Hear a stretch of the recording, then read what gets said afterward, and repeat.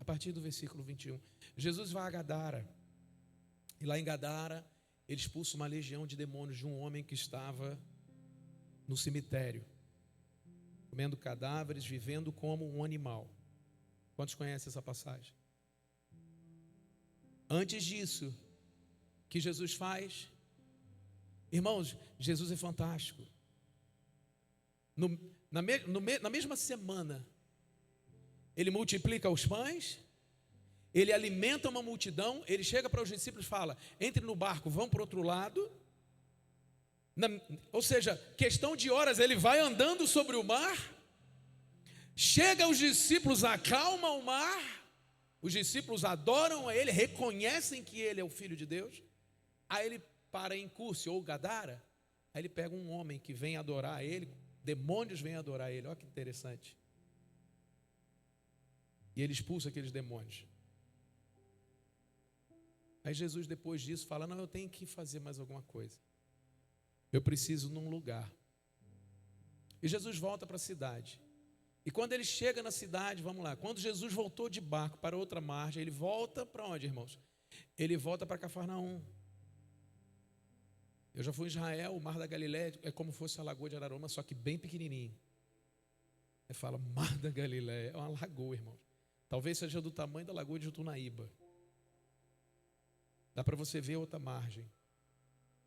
Jesus foi para o outro lado. Hoje, região da Jordânia, ele vai lá para o outro lado. Quando ele volta para Cafarnaum, ele está ali perto da casa de Pedro, está ali no lugar onde ele ficava, ele era conhecido em Cafarnaum. A Bíblia diz o seguinte: uma multidão se reuniu ao seu redor, quando ele ainda estava na beira-mar. Então chegou ali um dos dirigentes da sinagoga, chamado Jairo, vendo Jesus, prostrou-se aos seus pés e lhe implorou insistentemente: minha filhinha está morrendo, vem por favor, impõe as mãos sobre ela para que ela seja curada. E Jesus foi com ele. Uma grande multidão o seguia e o comprimia, e ali estava uma certa mulher que havia 12 anos sofrendo de hemorragia. Ela padecera muito sobre vários cuidados dos médicos e gastara tudo o que tinha, mas em vez de melhorar, ela piorava. Quando ouviu falar de Jesus, chegou por trás dele, no meio da multidão, e tocou no seu manto, porque pensava: se eu tocar somente o seu manto, ficarei curada. E imediatamente cessou a sua hemorragia e o seu corpo ficou livre do seu sofrimento. Você pode dizer amém?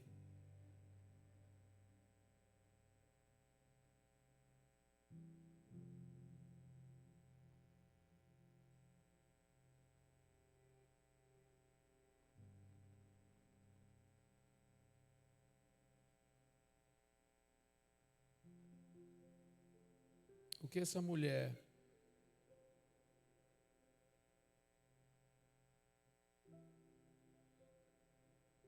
tocou, nós chamamos de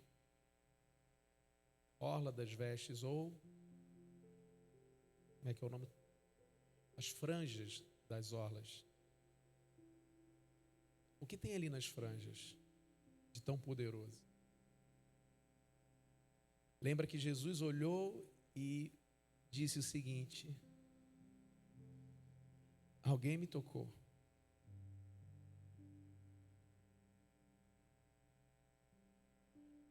Os discípulos foram até Jesus e falaram assim: Jesus, está todo mundo te imprensando.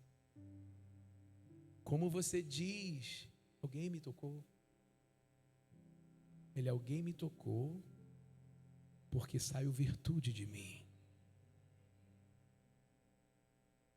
Que é virtude. Irmãos, deixa eu falar algo para você. Nós não temos virtude. Nós estamos aqui porque poder saiu de Deus para nós. As virtudes de Cristo chegaram e nos alcançaram pela fé. Aquela mulher, ela teve a experiência de cura depois de ter passado por tudo, ou seja, experimentou tudo. Alguns de nós chegaram aqui alguns de nós, talvez eu não, mas alguns de nós chegaram aqui quando não tinha mais solução para nada. Chegou no último momento. Chegou no fundo do poço. Mas ainda assim, irmãos, com toda incapacidade humana que nós temos, o Senhor ainda assim libera poder para nós. E é isso que eu quero falar hoje. Nós estamos aqui, irmãos, porque do céu foi liberada uma palavra para nós, foi liberado poder para nós, foi liberado virtude para nós, mas nós precisamos permanecer na fé, nós precisamos permanecer firmes de quem é aquele que nos chamou. A palavra de Deus, ela é bem clara. Quando Jesus cura aquela mulher, os discípulos ficam atônitos, porque ele continua indo para a casa de Jairo, e eles já sabiam que a filha de Jairo, segundo as notícias, estava morta. Jesus, ele diz aqui no texto, estava falando, e algumas pessoas, versículo 35, chegaram e disseram: a sua filha morreu, não precisa mais incomodar Jesus. Jesus não se incomoda, irmãos. Jesus não se incomoda, e eu quero ser igual a Ele. Quantas vezes Ele precisar de mim, eu estou aqui disponível. Quantas vezes Ele quiser me usar, eu estou aqui para Ele me usar. Quantas vezes Ele quiser usar a sua boca para você falar do amor dEle, Ele vai te usar, porque a virtude dEle alcançou você, e nós estamos com pouco tempo. Nós estamos com pouco tempo para fazer a obra que Ele nos deu. Ele diz: ide por todo mundo, pregar o Evangelho a toda criatura. No Brasil não é mais assim. No Brasil hoje é a pregação do Evangelho de confissão de pecado. Porque nós já estamos no nível que nós não precisamos ouvir o Evangelho, nós precisamos entregar o nosso coração, entregar ele para Jesus. E dizer: Jesus, o que você quer que eu faça? Várias pessoas na época dos milagres tiveram um encontro com Jesus. Os religiosos foram os únicos que não experimentaram milagre. Ser religioso, irmãos, não significa experimentar a virtude de Deus. Por mais um coração duro que aqueles homens tiveram, uma hora eles foram tocados. Lembra do centurião? Uma hora eles foram tocados. O que nós precisamos, de fato, hoje é reconhecer que Jesus é o autor da vida e que é dele que eu tenho vida. E se eu reconheço isso, eu não preciso de mais nada. As virtudes dele estão em mim. O fruto do Espírito Santo está em mim. O poder do Espírito Santo está em mim. Aquilo que eu falo, aquilo que eu peço, acontece na minha vida, porque ele está em mim. Jairo foi até Jesus. No versículo 37, Jesus falou: não tenha medo. 36, desculpa. Não tenha medo, somente creia. Palavra para nós, palavra para mim hoje. Washington, não tenha medo, somente creia. Eu estou te guardando nesse momento de tribulação. Quando isso acontecer, deixa eu falar aqui, seguindo o que eu estava falando sobre as guerras. Quando isso acontecer, quando vier o acordo de paz, quando vier a manifestação do homem do pecado, deixa eu falar, somente creia. Ele fala: fuja. Eu não estou falando para enfrentar, não. Fuja. É muito difícil, irmãos, a gente pegar essa palavra, crer e obedecer, porque crer acima de tudo é obedecer. Ele diz assim: somente creia, e não deixou de segui-lo, e não deixou ninguém segui-lo, senão Pedro, Tiago e João, irmão de Tiago. E quando chegaram à casa de Jairo, Jesus viu um alvoroço, e eles lamentando e chorando em alta voz. Então ele disse: por que todo esse alvoroço e lamento? A criança não está morta, mas dorme. Aquele que saiu virtude para criar o universo, aquele que saiu virtude para dar vida àquilo que não tinha vida, aquele que saiu virtude para dizer às estrelas, elas apareçam, e a Bíblia diz mais, que ele conhece e chama pelo seu nome.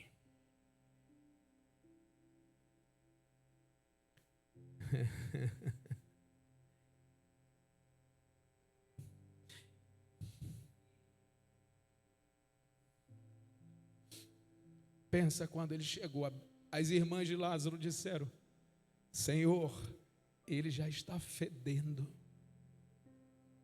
Já exalava cadaverina e a carne estava putrefada, mas aquele de quem saiu virtudes para aquela mulher, ele dava ordem à morte, e a morte recuava, e a vida voltava às células de Lázaro, e a Bíblia diz que quando ele chamou, Lázaro se levantou e foi para fora. Irmão, não foi 1 hora, não foi 3 horas orando, não foi fazendo círculo de oração, ele não precisou, ele chamou a existência a vida, porque ele é o Deus da virtude. Ele criou tudo. Pensa nos bilhões o James Webb, vou falar dele de novo. Ele tirou uma foto de um ponto do universo. Irmãos, vá ali fora, não precisa você fazer 360, faz só os 180 graus daqui. Olha o céu. Ele pegou um quadradinho do céu, 1 milímetro quadrado. Você sabe o que é 1 milímetro quadrado? O milímetro quadrado é a cabeça de um alfinete. É desse tamanho assim. Ele pegou esse quadradinho desse céu todinho assim e aproximou 13,8 bilhões de anos-luz.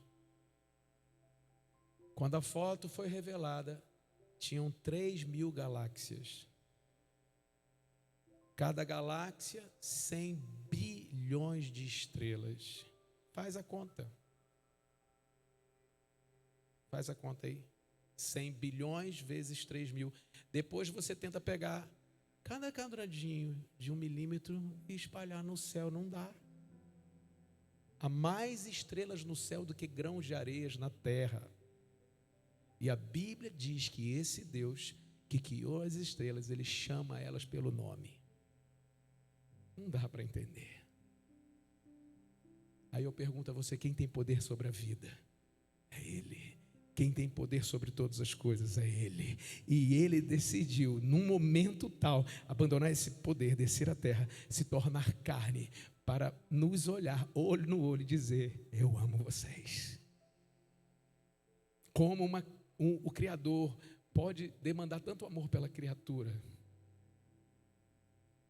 Ele nos conhece. Agora deixa eu te dar uma boa notícia. Ele sabe tudo que nós temos de mal, Ele sabe. Sabe por que Ele morreu por nós? Porque Ele sabia também que a criatura que Ele criou tinha o poder de vencer o pecado, de vencer a morte pelo nome dEle. Você sabe qual é a maior arma que nós temos?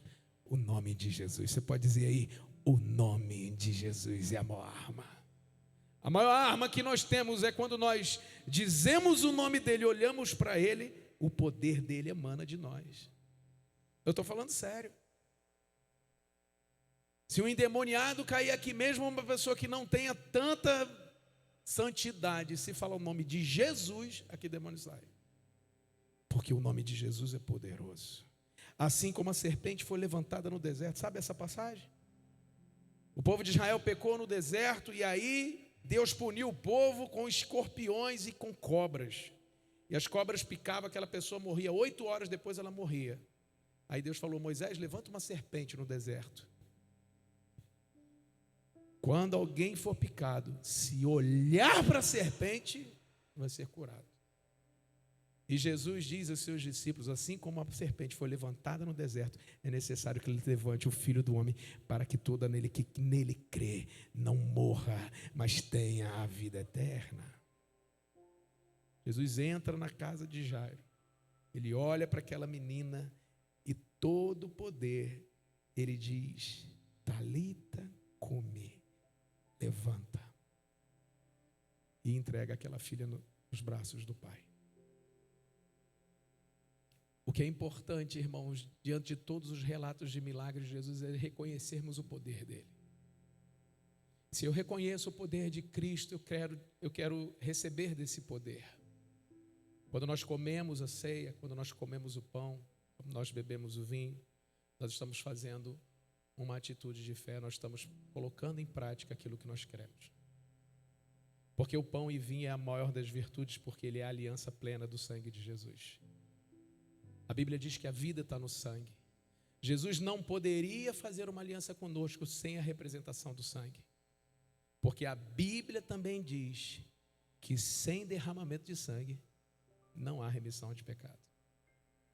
Então, o maior poder da salvação não é nos colocar no céu. O maior poder da salvação e do sangue de Jesus é nos limpar e nos emancipar do pecado. Porque aqui a alma que pecar, essa morrerá. Mas a Bíblia diz, mas todo aquele que for lavado no sangue, com as suas vestes purificadas, esse herdará, terá o direito de entrar na presença de Deus. Aquele que é limpo de mão e puro de coração, esse obterá a bênção do Senhor. E a palavra para você essa noite é essa: como receber essa virtude? É pela fé. Quantos querem receber? Eu quero. Eu queria chamar aqui os diáconos, o Anísia, a Cláudia, o Ângelo e a Sheila, né? Quem ajudar a Sheila? Eu vou aproveitar o pastor Gilberto então. Bom, Sheila veio. Ah, Zezinho está aí? Cadê Zezinho? Não vi José não. Ah, está aqui. Senta, pastor Gilberto. Você já pregou.